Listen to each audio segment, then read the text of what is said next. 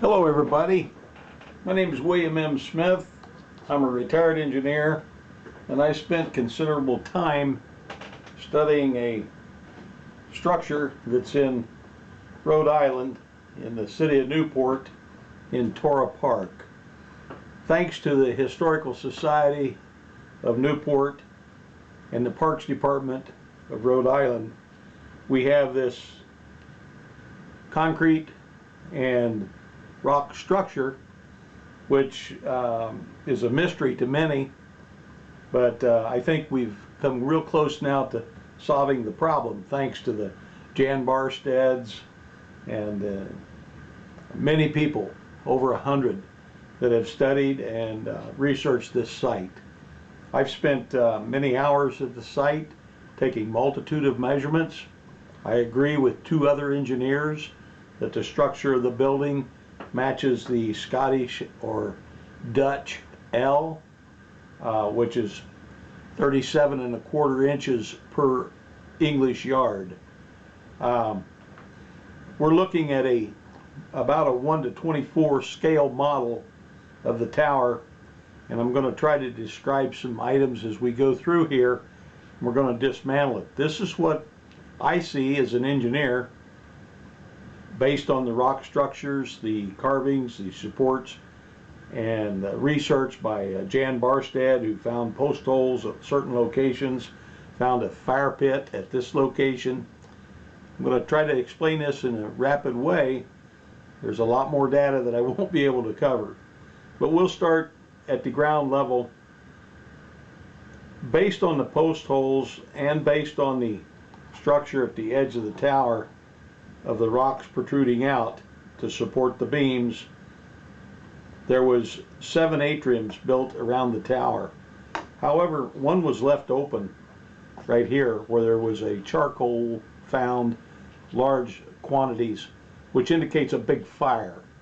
By the location to the northeast of this, the heat from this would have heated the entire structure, providing central heating for the complete inside as well as the upper. The living quarters would have been in these atriums, which would have easily accommodated 30 people, and also underneath in the first floor. The tower itself is 28 feet, or basically from the ground level to the first floor it's 4 L's, which is about 12 feet. From the first floor to the second floor it's 3 L's, which is about 9 feet. From that floor to the loft is 2 L's, which is 6 feet, and then from the loft to the cone is 1 L, which is 3 feet.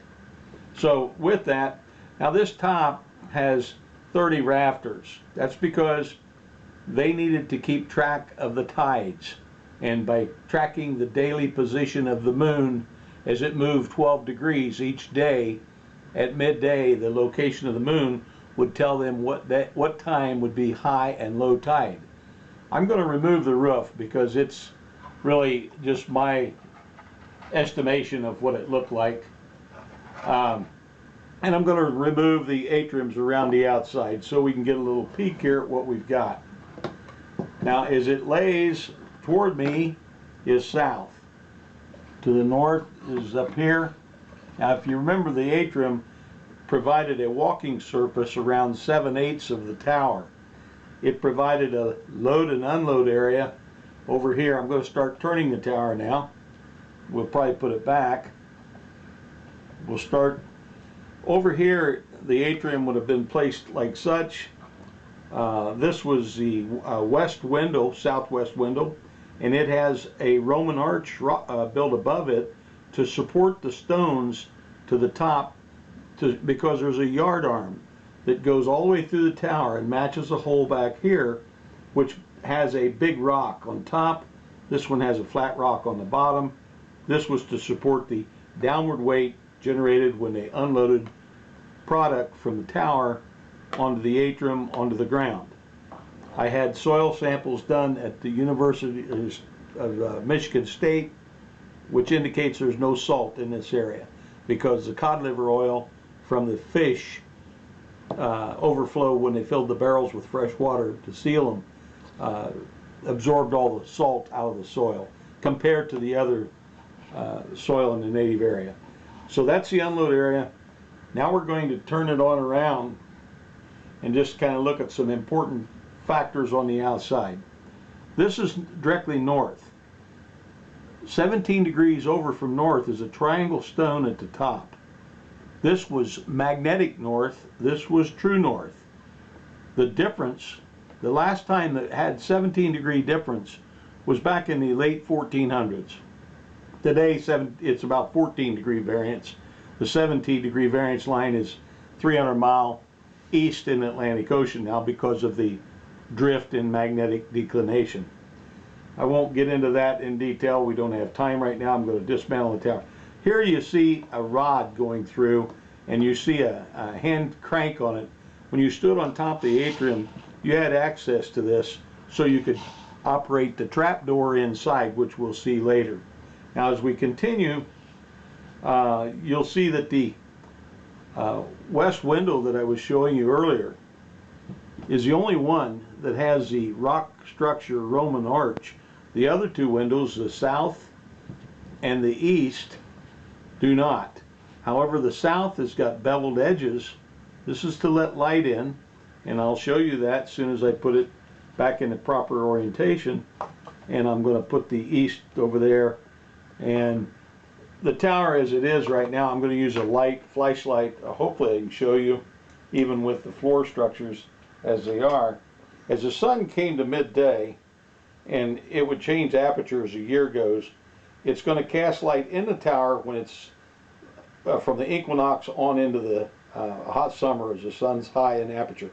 But as winter comes along, the light through the south window at midday will end up 8 feet north of the tower on the ground outside. And it'll get there by going through the south window and through the floor, the door in the floor, and out the other side. However, during the day, as the sun rises, it will make a big arch on the second floor to provide the time of the day. So the position of the sun gives the time of the day. The position at midday of the sun gives the time of the year. And as some have pointed out, there are some features that I will not cover. I'm going to remove the yard arm so that I can continue dismantling. This is the top floor. It's called, I call it the loft. It is 2L from here to here, and then 1L from here to the top, as I showed you earlier. I moved this floor. There's the two beams that support the upper floor. We're going to remove the beams. We're going to keep on going so you can hopefully see how this thing is matched up. Here we have a rod that runs directly north and south, and here we have the first floor, and here we have a double opening in that floor so that when you turn the rod from outside, where I showed you earlier, you open up two baffles, one on each side in opposite directions. And on the inside, there was a loft and steps that got to an operator's platform where from the inside, you could also turn this rod to open those baffles. This created an air circulation counterclockwise in the tower, and the walls were all coated with basically mortar on the outside and inside, and this was to make it smooth and sanitary so that when a shallow fireplace got generated to make smoke, would make smoke and it would circulate in an 8-hour smoking process on the codfish fillets that were hung in walls, hung in sticks, about 5 per stick, that would have been right above this floor, and you'll see notches in the actual tower about 2 feet above the floor where the rods stuck to the sides as they racked the codfish fillets and smoked them. So that's a unique trap door. It's access there. Other access was through one of the 3 windows from the atrium top. I'm going to remove this floor. A little bit difficult because it's not only is it hard to build, but got to take the pins out. And I'm not destroying it, believe me. It will be able to put it back together. But I'm going to take the floor out so I can show you the rafters or the floor joists.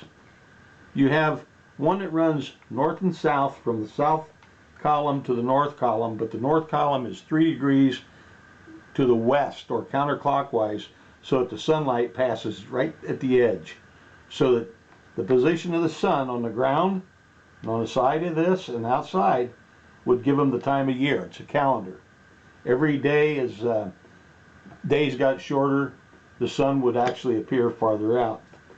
This, by measuring the height from the base up to the sockets that exist, you can determine that one beam ran north and south underneath the 3 beams that were at the same elevation that supported the floor. The thing I failed to show you, that when the atrium was put on place, it left an opening.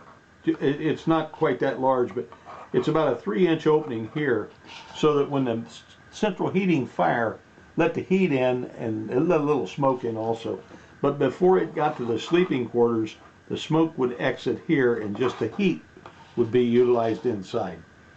Okay, with the beams in place, here's the work table where they basically stripped the codfish fillets from the hanging rods, and they put it here. They stripped in the morning so that the sunlight would be to their advantage. That's why that table was located where it shows the groove in the wall.